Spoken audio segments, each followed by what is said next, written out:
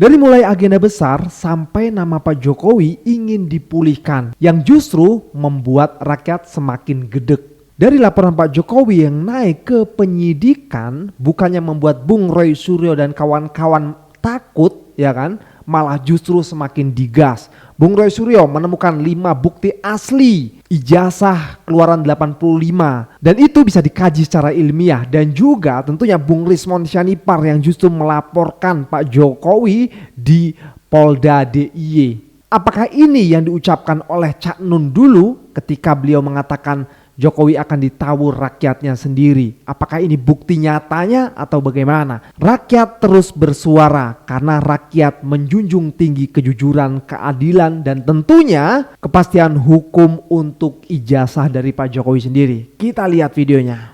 Saya akan kembali ke kota saya, Solo, sebagai rakyat biasa. Negara ini kan negara besar yang memiliki sistem ketatanegaraan. Ya diikuti saja proses sesuai sistem ketatanegaraan kita. Bahwa ada yang menyurati seperti itu, yaitu dinamika demokrasi kita. Biasa saja, biasa. Saya berperasaan memang kelihatannya ada agenda besar politik. Hancur. Iya ilah si PA baru nongol. Mana aja lu, mati suri. Ya Allah ya Robi, gelar perkara kagak dateng. Ngilang kemana tahu, sekarang tiba-tiba nongol, berprasangka buruk. Lu kali yang mau nguasain Indonesia mah, pakai nyalain orang, blee. Udah lu bikin gaduh Indonesia mulu lu. Bikin gaduh mulu, bikin gaduh. Iya, udah sih, simple aja. Lu tunjukin ijazah lu yang asli. Setelah lu tunjukin dan terbukti ijazah lu asli, nih orang nih tinggal lu penjarain atu-atu nih. Yang nuduh ijazah lu palsu, penjara itu. Pencemaran nama baik dan apa kayak lu masukin pasalnya. Ribet banget lu, ribet bikin gaduh Indonesia mulu. Taubat ngapa taubat? Itu pulau lu itu di badan itu makin banyak aja itu. Lu masih belum sadar juga, bingung gue mama lu. Tuhan kali ya yang bakal mengadili lu ya. Ampun gue mah, aduh kacau. Mulyono nongol langsung menyatakan bahwa ada agenda besar politik. Wah, ingin menjatuhkan politik di Indonesia apa segala macem. Mul, bukan itu masalahnya. Sederhana, sangat sederhana ya. Lu yang bikin ribet, Mul. Ya, lu yang bikin kisru negara ini. Tibang lu tunjukin tuh, ada pakar yang bilang tuh, tunjukin selesai. Nih, asli, apalagi skripsi nih. Udah begitu doang. Ya. Kalau benar-benar asli itu kelepak-kelepek tuh Roy Suryo, Rismon, ya. Itu kelepak-kelepek gitu loh. Kalau lu punya yang asli. Jadi jangan lu bawa-bawa ada agenda apa segala macem. Ya, barang simple, hal gampang, selesai. Mari kita bedah logika Jokowi. Jokowi ingin nama baiknya dipulihkan setelah kasus tudingan ijazah palsu selesai di meja hijau. Logika Jokowi, jika sudah selesai di pengadilan maka nama baiknya otomatis pulih. Nah masalahnya, nama baik itu tidak semata-mata ditentukan oleh putusan hukum, tetapi oleh kepercayaan publik. Sedangkan kepercayaan publik itu hancur karena tingkah lu sendiri yang serba ruwet. Semudah nunjukin selembar kertas ijazah aja, tapi lu pilih cara yang ruwet. Seperti kata Leo Tolstoy, kebohongan itu selalu rumit dan berkelok-kelok. Nah gue udah pernah bilang sebelumnya bahwa hukum itu bisa disetir, tapi ruang sidang tidak bisa dibungkam. Karena pada akhirnya kebenaran bukan lagi tentang apa yang diputuskan hakim, tapi tentang persepsi publik. Saya akan menghadiri pemeriksaan sekaligus mengambil ijazah saya yang asli. Woi. Petugasnya bilang semua hanya berupa fotokopi. Wiwi Sarkowi. Salam akal sehat. Merdeka. Logika yang barusan diucapkan oleh netizen itu sebenarnya logika dasar saja yang mudah untuk dicerna gitu loh. Kalau memang ada, tunjukin saja dan buktikan kalau asli. Kalau asli ya sudah, tangkap saja Bung Roy Suryo CS. Tapi itu nggak masuk di kepalanya Termul. Kita lihat ya di akun X, tweetan dari John Sitorus. Akhirnya keluar sifat aslinya. Dia sejatinya pemukul, pendendam, bukan penyabar. Stoikisme yang dulu diletakkan pada dia hanya hipotesis yang akhirnya terbukti salah. Saya memilih menikmati tontonan ini saja. Hehehe. Duh, Bung Joko Widodo, jangan baper politik. Nikmati saja hidup bersama keluarga, nggak perlu banyak omong, diam jauh lebih bagus. Biar waktu yang membuktikan. Ini terkait agenda besar ya teman-teman. Padahal beberapa minggu yang lalu Pak Jokowi mengatakan bahwasanya iya biasa-biasa saja gitu loh. Soal pemakzulan Gibran, soal ijazah biasa-biasa saja gitu loh. Tapi kenapa sekarang malah mengatakan agenda yang besar? Coba konsultasi dengan Wapres atau bisa juga dengan ipar yang pintar hukum itu, Pak. Gini, yang namanya menuduh itu menyampaikan sesuatu tidak sesuai fakta. Kalau hari ini saya katakan Jokowi pembohong, ya memang banyak bohongnya dia. Cari saja di sosial media. Ada faktanya, dia bohong. Nah, kalau saya kemudian tidak suka kebohongan, boleh bahkan dalam Islam, kita itu diperintahkan tidak suka dengan kebohongan, kezaliman, dan mengontrol. Nah, diantaranya yang mengingatkan saudara Joko Widodo, kita itu jangan membangun keyakinan dengan taklid buta. Keyakinan itu ada dua. Pertama, dimensi empirik, yang kedua dimensi transenden. Kalau kita bicara dimensi transenden, keimanan kepada malaikat, surga, neraka. Kita yakin ada Al-Quran, ada As-Sunnah. Selesai, nggak perlu melihat langsung. Tapi ini empiris loh. Ijazah itu empiris. Dari mana kita meyakini ijazah itu asli? Barangnya nggak pernah lihat. Itu taklid buta namanya. Dan orang-orang yang taklid buta ini nggak sehat secara nalar gitu. Saya juga penganggur, saya nggak ada kerjaan. Semua upaya saya untuk bekerja dihalangi oleh Jokowi selama 10 tahun. Nggak boleh jadi ini, nggak boleh jadi itu. Bahkan buat ngoceh-ngoceh di TV, Rocky Gerung harus dilarang bicara di semua televisi, di semua podcast, di semua medsos. Kan itu yang dilaporin ke saya, diminta saya untuk tidak boleh bicara. Sekarang semua yang pernah minta itu, setiap ketemu saya cium tangan, saya minta maaf Pak Rocky. Nggak ada soalnya. Pada waktu itu kalian masih dungu. Iya. Loh, hak orang untuk bicara, disuruh pengadilan putusin Rocky Gerung tidak boleh bicara di ILC, tidak boleh bicara di semua, tidak boleh diwawancara. Bagaimana otaknya itu? Tapi kita hanya bisa memaafkan orang dungu. Kedunguan itu namanya banality of evil, kedangkalan kejahatan. Kejahatan paling tinggi itu ada kedunguan, benar serius.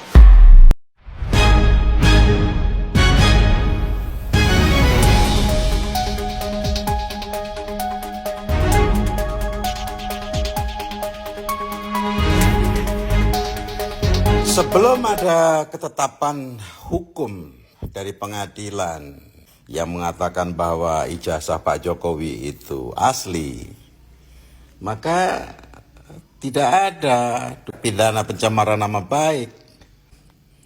Pak Hakim ini memutuskannya berdasarkan apa? Karena kalau dari hasil food favorit ini Pak Roy Suryo tuh menemukan lagi ijazah-ijazah dari teman seangkatan Pak Jokowi tahun 85. Ternyata ada emboss, ada watermarknya. Sementara yang punya Pak Jokowi diteliti, karena memang semua kan dari foto.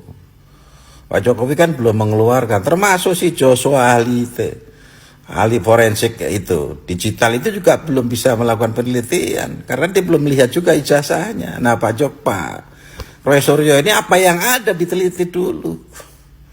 Yang ada dari mana? Yang datang dari Sandi yang diklaim sebagai ijazah asli itu. Kan Sandi yang dibilang, ini loh kalian yang pengen dapat ijazah asli. Dan Sandi gara-gara itu tuh hampir dilaporkan. Karena berani-berani memposting ijazah Pak Jokowi tanpa izin. Kemudian dia datang habis lebaran kemarin dia datang ke tempat Pak Jokowi minta maaf dan keluar dari rumahnya mengatakan bahwa Pak Jokowi mengakui bahwa ijazah yang diposting itu memang sama dengan yang dimiliki. Puslapor yang kemarin itu kan digugat, makanya diladakan gelar perkara khusus lagi. Ya seperti kasus Joshua dulu, padahal kan sudah diotopsi itu, dibongkar lagi. Si pelapor keluarganya Joshua mendatangkan seorang ahli juga pada saat dilakukan bedah ulang. Lah nanti sebelum diputuskan oleh Pak Hakim bahwa ijazah itu asli, itu harus dilakukan autopsi lagi, autopsi baru, dibuka itu anatomi ijazahnya itu. Apa ruginya kalau Pak Jokowi itu menunjukkan ijazah aslinya? Ada yang bisa jawab? Ada yang bisa jawab di sini? Kalau ada yang bisa jawab lah. Menurut aku juga kalau Pak Jokowi menunjukkan ijazah aslinya di sosial media atau di publik lah gitu, dan itu juga menguntungkan untuk dia. Kalau memang ijazahnya asli ya, keributan ini bakal berhenti itu. Bukan berhenti di Barreskrim aja itu keributannya, tapi berhenti di masyarakat itu kalau ditunjukkan ijazahnya. Berhenti di mulut-mulut orang Roy Suryo mungkin dan rekan-rekannya itu. Mau apa orang itu? Kan itu yang ditunggu-tunggu kan, itu yang diminta-minta kan. Emang ada orang Roy Suryo dan masyarakat di bawah-bawah sini yang minta penjelasan dari orang UGM? Ada. Orang itu cuma minta tunjukkan ijazahnya tunjukkan Bapak. Keributan ini juga, kerecohan dan kecurigaan orang terhadap ijazah Bapak itu asli atau palsu juga bisa jadi karena ucapan Bapak yang tidak sesuai itu. Teknologi kayu, bisa jadi. Dan orang itu juga membandingkan atau meriset dan mencari tahu ijazah Bapak itu palsu atau tidak, itu bukan hanya semata-mata cuma omon-omon itu. Bukan cuma bilang, ijazahmu palsu, enggak. Orang itu punya bukti, punya dasarnya gitu. Orang itu meyakini ijazah Bapak itu palsu itu. Dasarnya juga bukan dasar-dasaran itu. Emang dasarnya juga kalau orang kita ya pasti meyakini ijazah Bapak juga palsu itu. Tapi kalau seandainya asli Pak, jangan sampai ditangkap Pak orang itu. Kalau bisa jangan dipenjarakan, tapi ya terserah Bapak mempenjarakan atau enggak. Cuman saran aja itu, kasihan itu.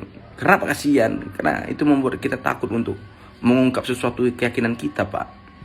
Kalau dikit kita salah dalam keyakinan kita dipenjarakan orangnya gitu. Apalagi cuman salah meriset atau membandingkan ijazah itu. Ya, jangan juga orang membuat kusut ini. Kasih yang 5 itu serahkan ke Barreskrim dan Polda, kita periksa ulang semua. Nah, yang 5 ini diserahin ke Barreskrim nggak? Saya nggak tahu kan masih di masih maksud saya masih di ya maksud saya gini, dipegang sama Roy. kita serahkan, kita buka, kita saksikan bersama. Oke. Biar clear gitu. Berani? Ini kebenaran, Mbak. Ini kebenaran. Siapa yang memalsu, siapa yang harus jelas semuanya. Tapi kalau asli, nyatakan asli, dan orang yang memfitnah harus bertanggung jawab. Termasuk orang yang membuat kusut Saya pikir ada kemajuan yang sangat ya, kemajuan yang sangat banyak. Ini tadi aku tampilkan 5, tampil 20 nih. Ini Saya semacam tidak ini. mau perang kuota. Bukan perang kuota. Artinya gini aja, mau 5, mau 100, mau 100, mau 1000. Ya. Yang paling penting, langsung singkatnya aja, ibaratnya benang kusut. Saya dulu awal pengacara, Bung Padil, bosku dulu mengajari bagaimana Girisan cara menangani benang kusut. Gue bilang tarik aja Pak, tambah kusut. Terus bagaimana Pak? Gunting tengahnya, tarik. Itu cara solving problem benang kusut. Itu analog dalam masalah ini. Nah, digunting aja. Ini aslinya. Itu namanya digunting tuh benangnya. Jangan ditarik. Ini ditarik sama Bung Rifai, ditarik sama Girsa, ditarik sama dan lain-lain. Tambah kusut lah. Nah sekarang analog itu sangat gampang sebenarnya. Udah tampilkan aja. Set. Nggak perlu 100. Oleh klien Anda gitu ya? Dan disaksikan oleh klien Anda? Iya dong, baru itu nanti transparan kan? Kan kita udah jadi komplit, saya jelaskan. Bukan lagi rivalitas. Rivalitas mah jeb-jeb doang dalam tinju. Ini udah komplit. Udah gugat sana, gugat sini. Nah hari ini, tambahkan menambahkan tadi, Rismon hari ini melaporkan juga di Polda Yogyakarta. Saya mau konfirmasi. Tertarik postingan ini ya, caption dalam sebuah postingan yang saya potong. Sekjen Pasukan Bawah Tanah Jokowi tantang duel Roy Suryo. Mau tinju atau MMA silahkan pilih. Garis bawahi dulu dengan pasukan bawah tanah. Dulu di era Soeharto itu ada pemahaman yang oleh orang-orang awam, orang-orang umum itu sangat menakutkan, yaitu bahaya laten komunis. Nah, di dalamnya ada pasukan bawah tanah. Kalimat bahaya laten, pasukan bawah tanah sudah bikin kita ketakutan di saat zaman Orba. Dan di zaman Jokowi ini muncul lagi pasukan bawah tanah Jokowi. Kemarin orang yang teriak-teriak Jokowi itu keturunan PKI. Jangan-jangan benar nih. Buktinya ada nih pasukan bawah tanah Jokowi. Yang kedua, dari sisi keilmuan, mereka itu memang sama sekali tidak mumpuni. Karena tidak didukung oleh fakta-fakta yang memadai. Sehingga mereka kebingungan dalam memasukkan argumen. Sehingga yang terjadi adalah otak-otak binatang ini yang keluar. Kalah debat nantang duel. Contohnya ini, saat Rocky Gerung dan Sylvester, kalau debat nantang duel. Itu kalau dilayani benar oleh Rocky Gerung atau pasukan bawah tanah ini dilayani benar sama Roy Suryo, belum tentu mereka itu menang. Mereka tidak ditanggapi. Itu karena kalimat Rocky Gerung, kalimat Roy Suryo itu akademis, analisis, bisa didebat secara akademis dan bisa dijelentrehkan secara analisis. Kalau mereka kan enggak nih, seperti kerbau gitu. Oh, yang kuat yang menang. Padahal mereka belum tentu kuat. Udah paham ya? Traktir.